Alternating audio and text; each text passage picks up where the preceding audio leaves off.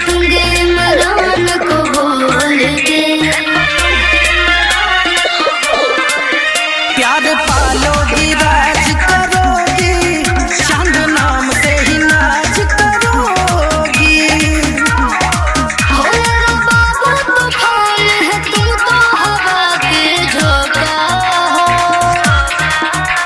आए अपन लवर को धोखा दो, अब मुझे भी डार्लिंग मौका दो।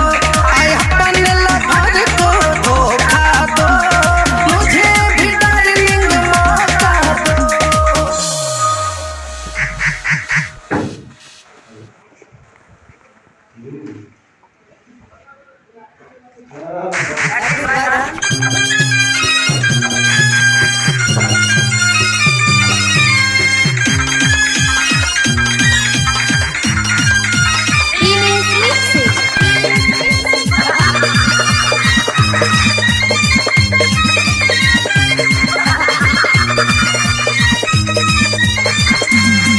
अरे किलो तीन भावे गाड़ी चालाইলে পারে, গাড়ি যাবে গরম হয়ে মুরগি বেশি খাবে।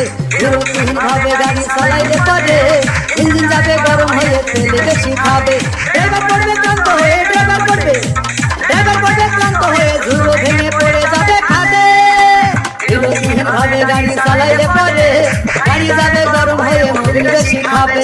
কিলো तीन ভাবে গাড়ি চালাইলে পারে, ইঞ্জিন যাবে গরম হয়ে তেল বেশি খাবে।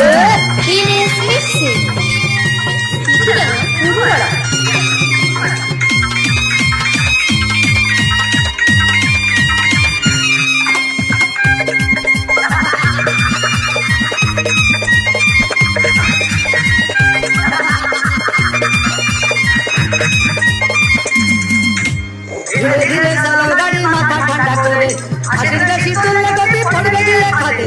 ধীরে ধীরে চালাও গাড়ি ইঞ্জিন ভালো হবে, হাসির বেশি তুললে বেশি অ্যাক্সিডেন্ট হবে। 100 কিলো যাওয়ার পরে 100 কিলো যাওয়ার পরে রংটাকে আবার স্টার্ট দেবে। যত কোথাও কাজ হবে না বন্ধ হয়ে যাবে, যত কোথাও কাজ হবে না বন্ধ হয়ে যাবে। বিরতিহীন ভাবে গাড়ি চালাইলে পরে, গাড়ি যাবে গরম হয়ে মুরগি বেশি খাবে। বিরতিহীন ভাবে গাড়ি চালাইলে পরে, গাড়ি যাবে বন্ধ হয়ে তেল বেশি খাবে।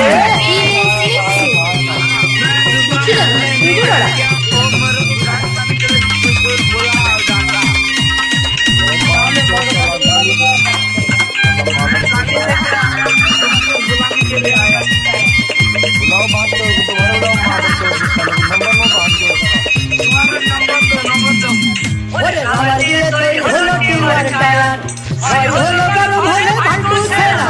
টিয়ার মারলে চলে বলে হুট থাকে ঢেলা, অনুষ্ঠান ধরিয়ে যখন চালাই ড্রাইভার। তেলমতি সব পুরাই গেলে তেলমতি সব পুরাই গেলে পিছন পুরো হয়ে যাবে।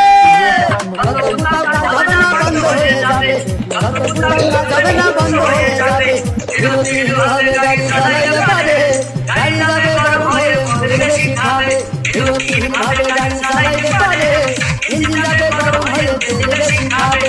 ড্রাইভার পড়বে ক্লান্ত হয়ে, ড্রাইভার পড়বে ক্লান্ত হয়ে ঝুড়ো ভেঙে পড়ে যাবে খাদে। বিরতিহীন ভাবে গাড়ি চালাইলে পারে, গাড়ি যাবে গরম হয়ে মুরগি বেশি খাবে।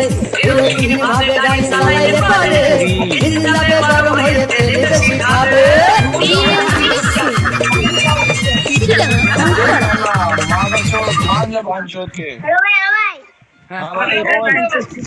भाई बोलो